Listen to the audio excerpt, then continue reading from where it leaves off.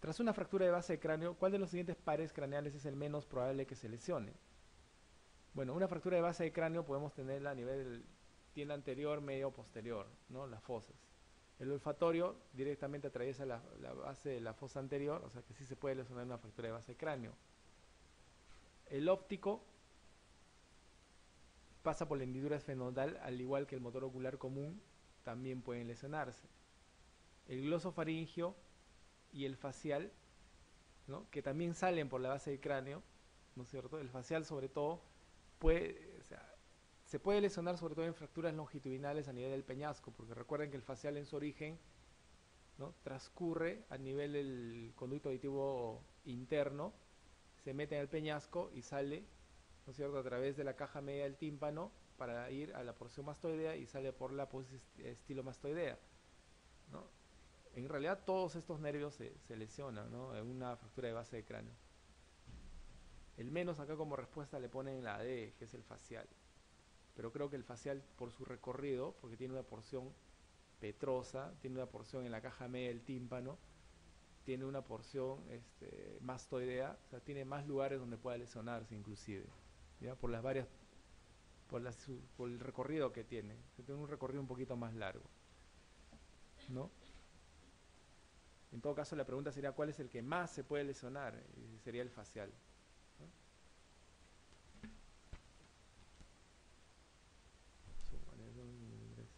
¿Cuál de las siguientes complicaciones es más probable en un paciente que tras sufrir un traumatismo craneal presenta cefalea y deterioro progresivo a nivel de conciencia iniciados al cabo de una hora? ¿No? Entonces, tenemos acá o es un hematoma epidural o es un hematoma subdural agudo, ¿no es cierto? Y si se presenta de manera súbita y brusca, estamos frente a un hematoma epidural, ¿ya? Recuerden que también pueden existir hematomas, hemorragias subaracnoideas traumáticas, aunque es en menos porcentaje, porque las espontáneas por malformaciones vasculonerviosas o aneurismas son las más frecuentes, ¿no?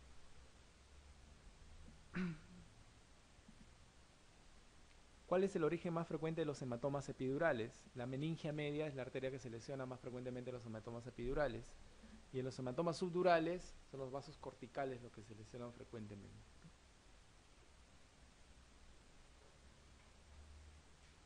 Anciana de 55 años que sufre cefalea con pérdida brusca de conocimiento en mi pared izquierda. En la tomografía subjetiva, hemorragia subaracnoidea. La angioresonancia revela un aneurisma de 6 centímetros de diámetro en la arteria cerebral media. El tratamiento más indicado para esta paciente es... ¿Qué vamos a hacer con esta paciente? La metemos a sala, pues, ¿no? Cirugía, pues. Hay que meter la sala porque si no se va a enclavar, agarra el tronco encefálico y no se puede. Embolización, no, ¿no? Tenemos que meter la sala a esta paciente. Puede ser causa de hemorragia subaracnoidea. Como hemos visto, ¿no? Las hemorragias subaracnoideas son de origen traumático y no traumático. Los traumáticos, poco en frecuencia, 2 o 3% nada más. Los más frecuentes son los no traumáticos. Si son jóvenes, malformaciones arteriovenosas. Y si son adultos o viejitos, aneurismas, ¿no? Entonces, TEC puede ser causa, ¿sí? Tratamiento anticoagulante con dicumarínicos asociado a traumatismos craneoencefálicos también puede generar. Las encefalitis, por priones sobre todo. Algunas enfermedades del tejido colágeno también. Y todas las anteriores, ¿no? O sea, todas son ciertas. Todas pueden generar hemorragia subaracnoidea como complicación. El diagnóstico de hemorragia subaracnoidea se hace por criterios clínicos radiológicos, ¿no? Que vamos a tener cefalea intensa unilateral súbita. Además vamos a tener rigidez de nuca, ¿no es cierto? ¿Qué más vamos a tener? Entonces, clínicos radiológicos, ya tenemos la clínica. Hay que hacer punción lumbar, sí. Y si es negativa, compatible con la clínica, pensar en una hemorragia subaracnoidea en este paciente. ¿Debemos punzar en todos los casos? No, ¿no es cierto? Porque podemos descomprimir y generar mayor lesión en el paciente. Angioresonancia nos hace el diagnóstico también, la angioresonancia, pero muchas veces los pacientes no llegan. Cuando se trata de traumatismos no, pero si se trata de neurismas, la angioresonancia nos ayuda. Y en realidad todas son correctas, ¿no? Acá le ponen A y B, ¿no? Los tumores más frecuentes del sistema nervioso central son metástasis. Igual que el hígado, la mayoría de los tumores del sistema nervioso central se originan de sitios, son secundarios, ¿no? A sitios primarios. Entonces son metástasis. Un muchacho de 7 años presenta de forma súbita dolor escrotal derecho de 4 horas de duración. Se sospecha en torsión testicular. ¿Cuál de las siguientes observaciones es la más probable? Dice. La ausencia de reflejo cremastérico, ¿no? Eso es lo que sucede, pues no hay reflejo. Nosotros remedamos ese reflejo y se genera dolor en el paciente. Y ese es el diagnóstico. Aumento de la captación por parte del teste derecho después de una exploración radioisotópica, no lo vamos a llevar puesto, pues, ¿no?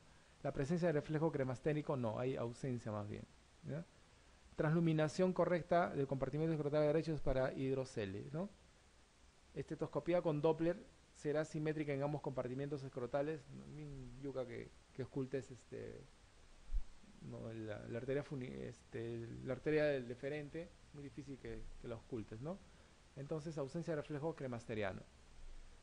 Ciclista de 27 años de edad sufre una caída sobre el hombro derecho. En la exploración presenta deformidad y signo de la tecla de piano en la extremidad distal de la clavícula. ¿Cuál es el signo diagnóstico de la lesión? Fácil, ¿no?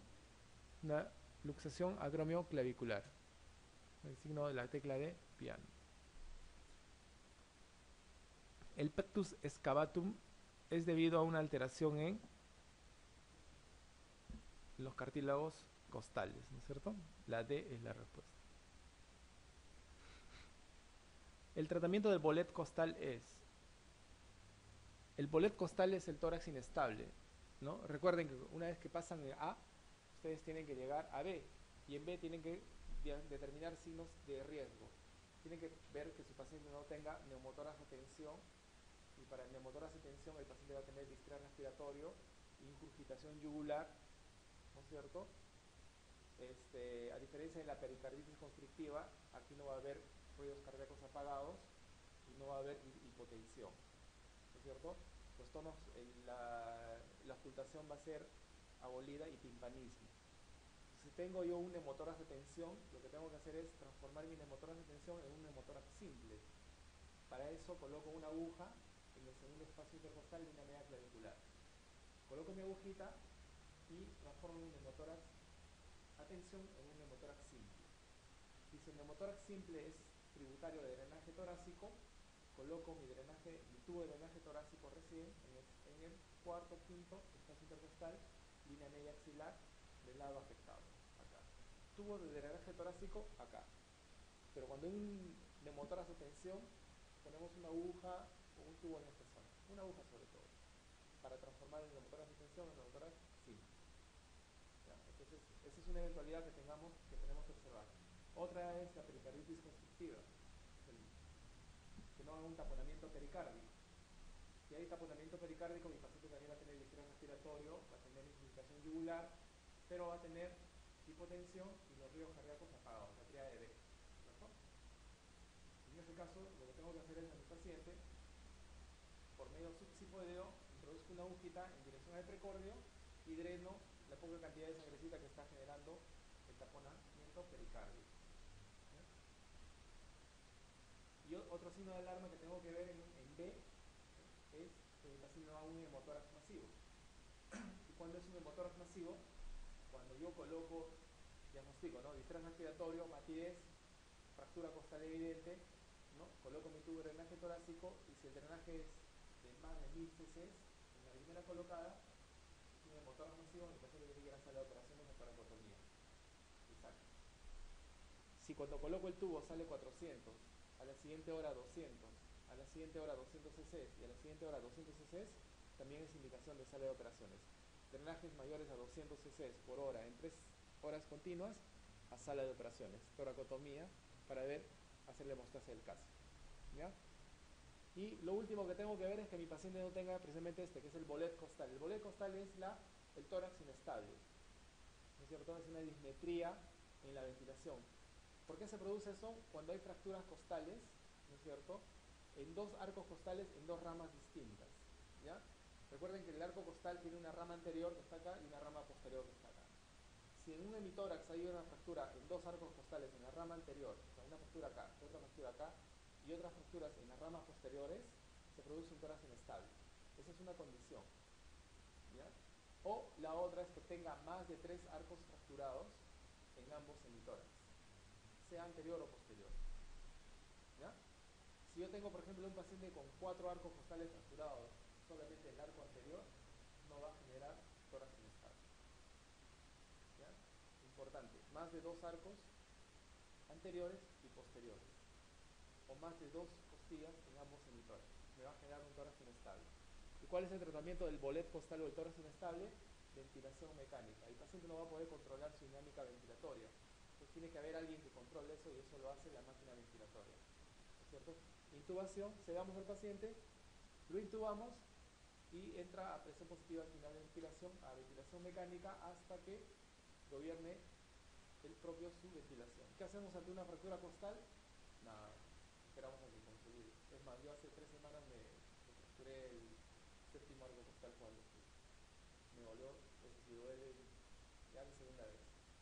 Entonces su paciente tienen que darle analgésico por vía central, analgésico, o sea, tienen que usar combinación de analgésicos, central y periférico, tramal o un paracetamol, tramal o un meloxicam, lo que quieran, pero tiene que ser dos.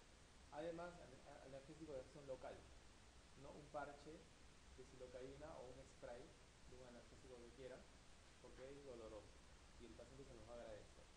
Y obviamente tiene que guardar reposo absoluto. Entonces, ¿y la fractura qué hacemos? Nada, pues esperamos a que consolide nomás. Ya estoy consolidando. Ayer quería ir a jugar, pero no me dejaron. Muy bien, el tratamiento del bolet costal entonces siempre es quirúrgico. Dice, nunca es quirúrgico, habitualmente es la ventilación mecánica. El bolet costal es el tórax inestable, ¿no es cierto? Bolet costal. Los tumores mediastínicos más frecuentes considerando su frecuencia global son, recuerden que el mediastino tiene un compartimiento anterior en el que está los bronquios, el callado de la aorta, ¿no es cierto? Están los pulmones, un mediastino medio en el cual está el corazón, y un mediastino posterior que corresponde a la aorta descendente, al esófago y al sistema ácigos, ¿no? Entonces, el tumor más frecuente en el mediastino anterior, el timo, ¿no? De los timomas, y esto sobre todo en la gente joven, ¿no es cierto? En los niños, pero después el timo involuciona. Y los tumores más frecuentes en el mediastino posterior, y por ende más frecuentes a nivel del mediastino, son los neurogénicos, ¿ya? Entonces hagan esa discriminación. Tumores más frecuentes en el mediastino anterior, timo. Tumores más frecuentes en el mediastino, los neurogénicos, que están localizados en el mediastino posterior. Uno de los tumores citados a continuación de conducta benigna es frecuente en el mediastino anterior, ya, pues, timoma, ¿no? ¿Y en qué enfermedad está indicada la resección quirúrgica? En la miastemia gravis, ¿no? Enfermedad de... La etiología más frecuente de la mediastinitis aguda es, bueno, la mediastinitis es una infección catastrófica para el paciente, generalmente con una tasa de mortalidad muy alta, ¿no? Que se va a caracterizar por presencia de taquipnia y sepsis, todo lo que es sepsis, ¿no? Entonces la etiología más frecuente es a través de una perforación esofágica, ya sea instrumentación, en las endoscopías altas por ejemplo, accidentalmente o de manera iatrogénica se puede generar una perforación, o cuando hay ingestión de cuerpos extraños, ¿no? Huesitos de pollo, las prótesis dentales, a veces se enganchan y perforan y generan mediastinitis, ¿ya? Existe lo que se llama la angina de Ludwig, ¿no? Que es la infección de una glándula a nivel de la base de la boca, que a través de los conductos tiroglosos pueden llegar también a generar mediastinitis por progresión. Entonces hay que tener mucho cuidado en esos pacientes. Recuerden que la mediastinitis tiene una tasa de mortalidad muy alta, casi el 70-80%, igual que un tromboembolismo pulmonar. El tratamiento, la mediastinotomía. Tenemos que entrar y hacer drenaje del mediastino. Y obviamente tratar la causa. O sea, si yo tengo una perforación esofágica, me está generando una mediastinitis, porque la tiamina salival y todos los gérmenes de la boca están pasando hacia el mediastino, lo que tengo que hacer es excluir el esófago. Entonces lo que tengo que hacer es una esofagostomía. Entonces a nivel cervical yo busco el esófago, que está, se hace un abordaje por detrás del esternocleidomastoideo, ¿no es cierto? Abordamos el esófago y lo abocamos para afuera. De tal manera que toda la secreción salival va a salir por acá. Y le hacemos su gastrostomía para que coma por ahí. ¿Ya?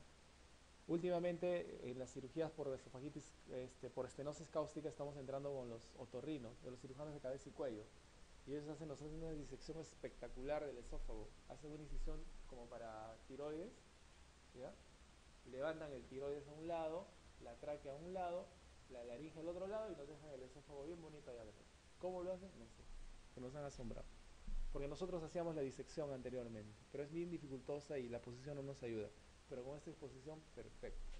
Eso estábamos haciendo en las cirugías de estenosis postcáustica, que ahora es bastante, hay bastantes casos de estenosis postcáusticas, ¿no?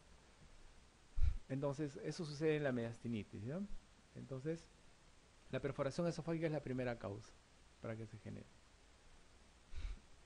Ante la sospecha de perforación esofágica, la prueba diagnóstica principal es: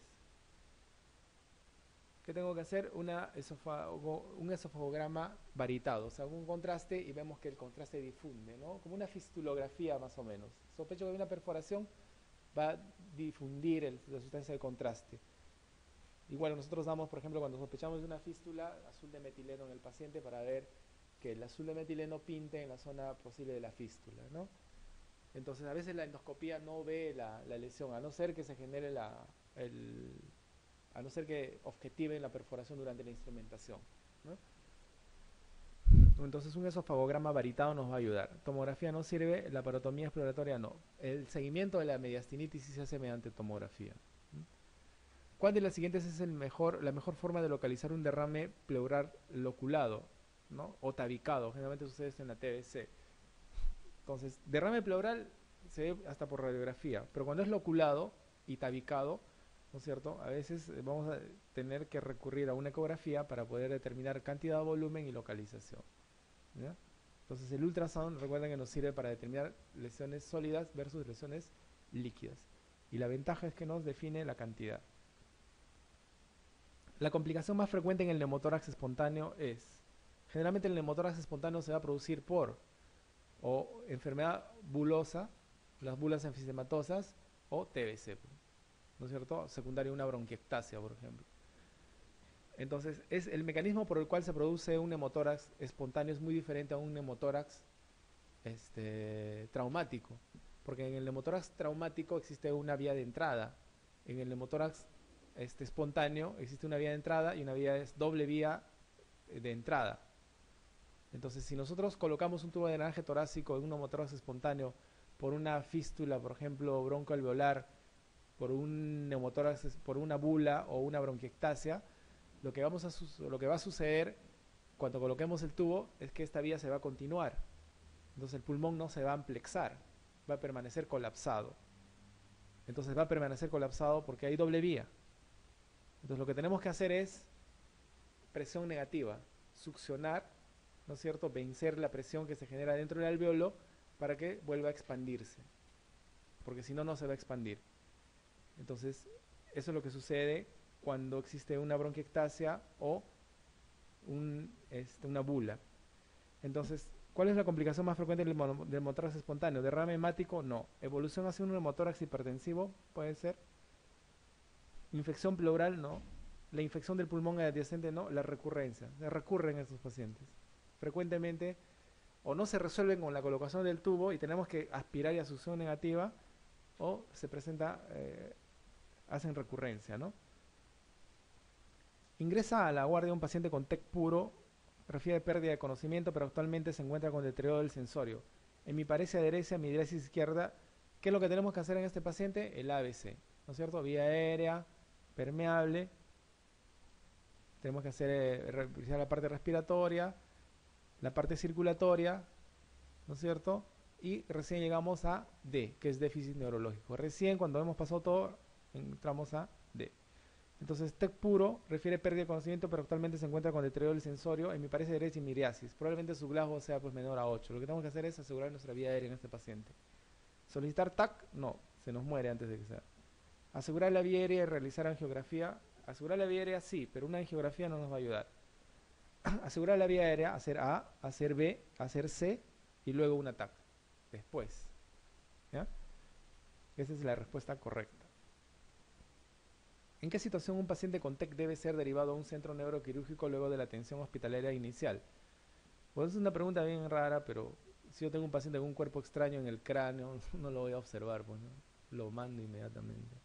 O en el OAISA llamamos al neurocirujano, pues, ¿no? Entonces, para corrección de una fístula cefalorraquídeo, no, pues no. Cuando presenta herida cutánea, ¿no? Una herida cutánea por proyectil no lo vamos a mandar. Cuando presenta contusión cerebral menor a 1.5, no, ¿no? Entonces, cuando presenta un cuerpo extraño en el cráneo, lo mandamos. ¿Sí? Pacientes vienen con su hacha, su cuchillo en el cráneo. ¿Qué tipo de fracturas costales presenta más riesgo de asociarse a lesión grave de los vasos? Existen algunas estructuras óseas que son fuertes y que para que se lesionen tiene que haber una lesión, un trauma bien severo, ¿no? Tenemos al esternón, las escápulas, la pelvis propiamente dicha, ¿no? La primera, segunda y tercera arco costal son estructuras óseas fuertes y duras que así de facilito nomás no se fracturan.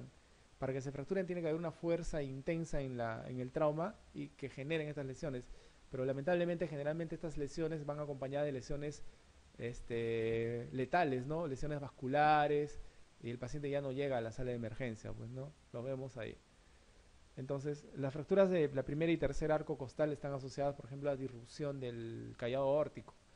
Entonces, los pacientes con disrupción o ruptura aórtica no llegan, pues, para nada, mueren inmediatamente en la zona. Lo mismo sucede con fracturas de la escápula, del esternón o la pelvis, ¿no? ¿A qué se llama control de daño en un paciente politraumatizado grave? Control de daño es una cirugía por pasos. Hacer lo mínimo indispensable, ¿no? Hacer lo mínimo indispensable para salvar la vida del paciente. ¿Qué significa esto? Que yo tengo, por ejemplo, si tengo un trauma hepático, no voy a entrar y hacer hemostasia o a poner un punto y a calmar el sangrado. Nada, entraré a hacer un packing, o sea, empiezo a taponar hasta parar la hemorragia y controlo el sangrado y me salvo. Si yo tengo un paciente con una perforación de una víscera hueca, una salgada perforada, no voy a hacer resección y anastomosis. Lo que haré es amarrar ese hueco y salgo, y el paciente tiene que pasar a una unidad de cuidados intensivos. Entonces yo no debo demorar mucho en este paciente porque si no entra en una triada mortal del politraumatizado, que es la acidosis, la hipotermia y la hipotensión. Si el paciente entra en esta triada, se muere.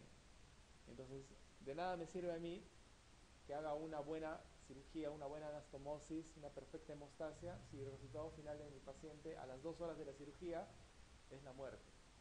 Pero ¿qué hago? 15 o 20 minutos de cirugía, control de daños nada más y salimos inmediatamente, ¿no? Y el control de daños también implica la laparostomía del paciente. ¿Qué significa eso? Que el paciente lo dejamos con la barriguita abierta, utilizando lo que se llama las famosas bolsas de Bogotá, ¿no es cierto? Eso por un lado me sirve para la relaparotomía, porque tengo que en 72 horas del paciente estable recién ingresar y recién hacer el control de la reparación de las lesiones, ¿no? Y también me sirve para que el paciente no me haga hipertensión intraabdominal por el edema y las lesiones que tiene. Entonces con eso evito dos problemas, ¿no? Hipertensión intraabdominal en el paciente y mi reparación secundaria. Entonces, ¿a qué se llama control de daños? A un procedimiento a utilizar para reparación definitiva, no reparo definitivamente, hago control nada más. Si hay un hematoma, gasas hasta controlar. Si hay una perforación, lo amarro o lo saco para afuera, ¿ya? A un procedimiento quirúrgico inmediato para control de la fuga, ¿sí? De material contaminante en la cavidad y reparación definitiva de las lesiones, no.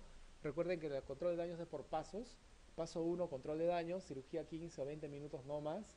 Pasa a cuidados intensivos, 3 días se recupera el paciente y luego regresa a sala de operaciones para realizar las reparaciones, ¿no?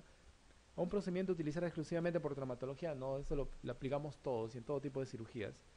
A un procedimiento quirúrgico inmediato para control de sangrado, sí, con cierre informal es la bolsa de Bogotá, y sin reparación definitiva de las lesiones. Eso es cirugía de control de daños, ¿ya?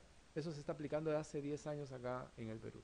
Todos los días hacemos cirugía de control de daños en el paciente. Bueno, yo he estado de guardia anoche en el hospital y hemos entrado a la parotomía. Ahora, por ejemplo, en las bolsas de Bogotá existe un sistema que se llama BAC, ¿no? Que es un sistema de esponjas que te permiten generar menor espacio y menor colecciones, menor secreción y granula más el paciente. Entonces estamos utilizando esos sistemas, por ejemplo, ahora. Todos esos sistemas vienen de Colombia, aunque no lo crean.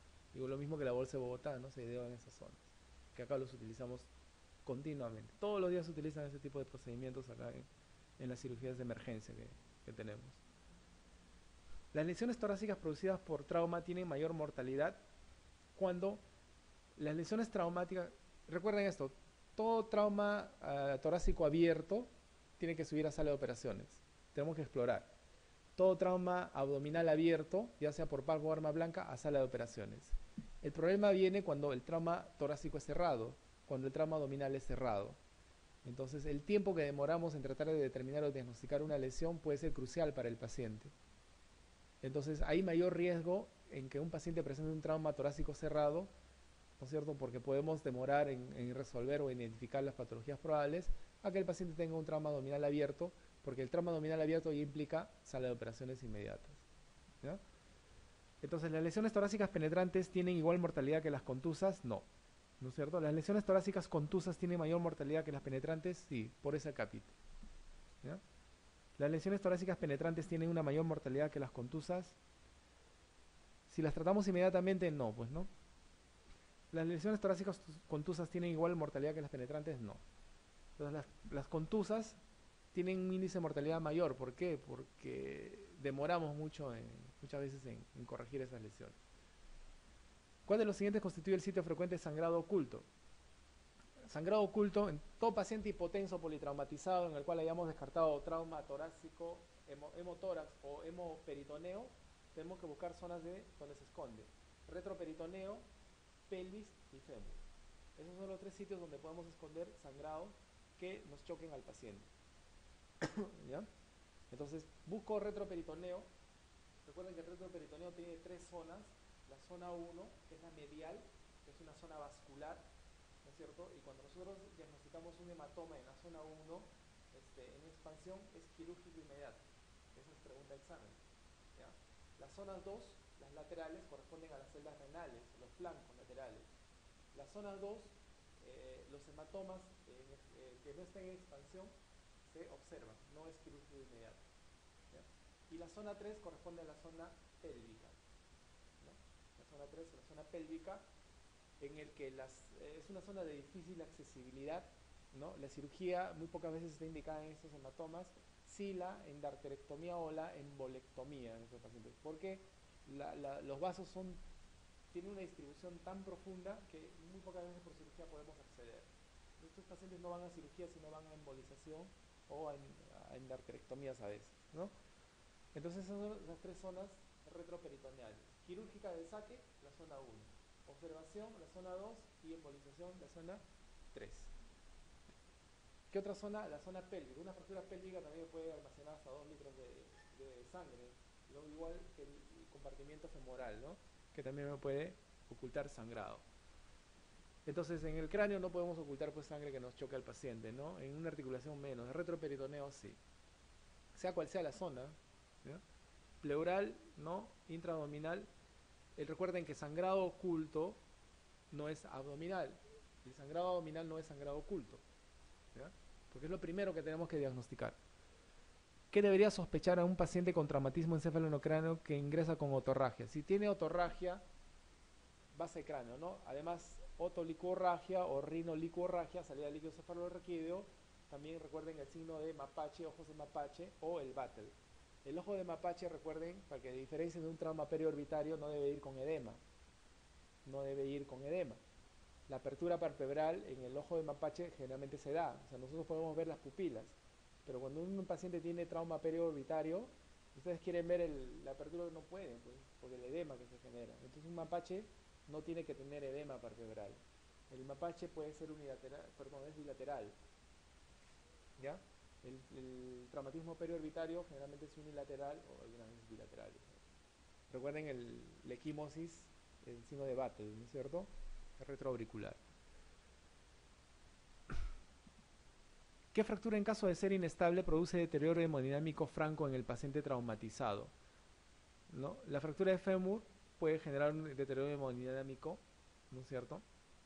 Los cuerpos vertebrales no, la pelvis también, pero en realidad la pelvis es la que desarrolla, colecciona mayor cantidad de volumen, ¿no? Hasta 2 litros podemos coleccionar acá, en la pelvis, ¿no? Para que se produzca la fractura de pelvis inestable, recuerda que tiene que haber ruptura de los dos arcos, tanto anterior como posterior. Esa es una fractura inestable de pelvis.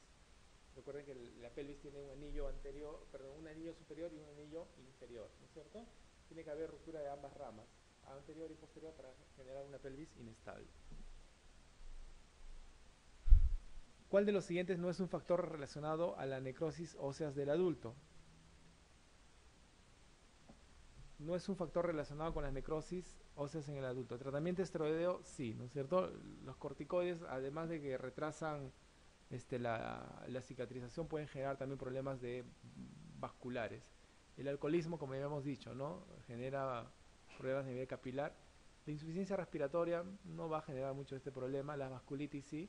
Las hemoglobinopatías también pueden generar problemas capilares y generar insuficiencia vascular. Entonces, ¿cuál no puede realizar? La insuficiencia respiratoria crónica, ¿no? Un EPOC, por ejemplo, no va a generar pues necrosis ósea. La lesión del nervio radial produce la lesión, ¿qué mano? La mano del predicador es del nervio mediano, ¿no es cierto? La lesión del nervio mediano, mano del predicador. La mano péndula, ¿no? Es la que nos va a generar la lesión del nervio radial. La lesión del nervio circunflejo va a generar el hombro en charretera, ¿no? El predicador hemos dicho mediano y la mano péndula el radial, ¿no? En el canal carpiano de Guyon, ¿no es cierto?, el carpo, se puede producir la compresión de qué nervio? Del cubital, ¿no es cierto? El cubital, cara anterior, quinto, cuarto y la mitad del tercer dedo, ¿no es cierto? Generalmente es nervio flexor. ¿Qué pruebas diagnósticas solicitaría un enfermo con sospecha clínica de lesión meniscal? La menos invasiva sería la resonancia y la más invasiva la artroscopía. Cuando la resonancia no da diagnóstico definitivo, nos vamos a una artroscopía diagnóstica, ¿no? Con una sospecha clínica deberíamos pedirle su resonancia, ¿no? Y luego, si es que es negativa, artroscopía diagnóstica, ¿no? Pero siempre debemos ir a lo menos invasivo. ¿En qué nivel de la diáfisis tibial consolidan peor las fracturas? En el tercio inferior se encuentra la mortaja tibial, ¿no es cierto? Y generalmente una consolidación viciosa en esta zona va a generar una disfunción física en el paciente, pues no, al perder la mortaja de la articulación del tobillo. La tibia también está asociado a mayor causa de síndrome compartimental, ¿no? Y lesión vascular al exponerse, al generar lesión. Genera más lesión vascular, genera más síndrome compartimental, ¿no? Y genera mayor complicaciones en la consolidación. El tratamiento fundamental de la talalgia con espolón calcáneo se debe incluir, no se debe incluir. La talalgia es una tendinitis, ¿no es cierto?, a nivel plantar, que va asociada a su inserción, que generalmente se presenta como un espolón. Lo que no debemos hacer en estos casos es cirugía, ¿no? Lo que debemos hacer es manejo sintomático, nada más, AINES, reposo, plantillas de descarga, ¿no?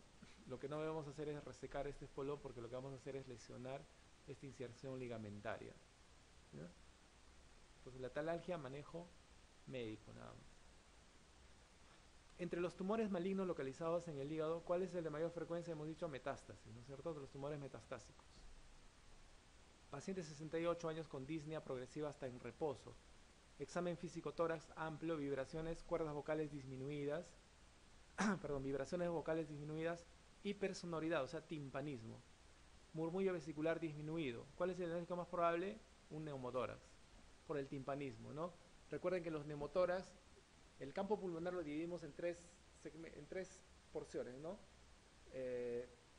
Cuando el neumotórax corresponde a más del 20% del campo pulmonar, le ponemos tubo de drenaje torácico. Si es menos del 20%, con espirometría y fisioterapia respiratoria se expande espontáneamente. ¿Ya? Entonces, esa es la indicación del tubo de drenaje torácico que se coloca en la línea media clavicular. Perdón, línea media axilar. Derrame pleural no, porque habría matidez, habría pectoliloquia áfona, ¿no? Enfisema, habría crepitación. Egofonía también habría en derrame pericárdico. Perdón, derrame pleural. Engrosamiento pleural no. Condensación pulmonar, nos estaríamos frente a una neumonía. ¿Cuál es el hueso fracturado que con mayor frecuencia presenta pseudoartrosis? Igual, ¿no? En realidad hablaban del codo, pero acá dan como respuesta la tibia. En el codo también es otra zona donde podemos generar pseudoartrosis en caso de haya fractura. La literatura dice a nivel del codo. Como ven, la tibia genera casi la mayoría de las complicaciones, ¿no? Compartimental, lesiones vasculares, a nivel de en la consolidación de la fractura. En un paciente con traumatismo grave en situación crítica, el médico debe establecer una lista de prioridades. La primera medida será A, ¿no es cierto? Vía aérea permeable. En un politraumatizado de 25 años inmovilizado en tracción por fractura tibial y fémur durante 3 días, la aparición de un cuadro de disnea, agitación, disminución de la PO2, petequias conjuntivales y trombopenia debe sospechar de qué? Un embolismo graso, ¿no es cierto? Un embolismo pulmonar en este caso. Es igual que el TEP, ¿no? Un tromboembolismo pulmonar.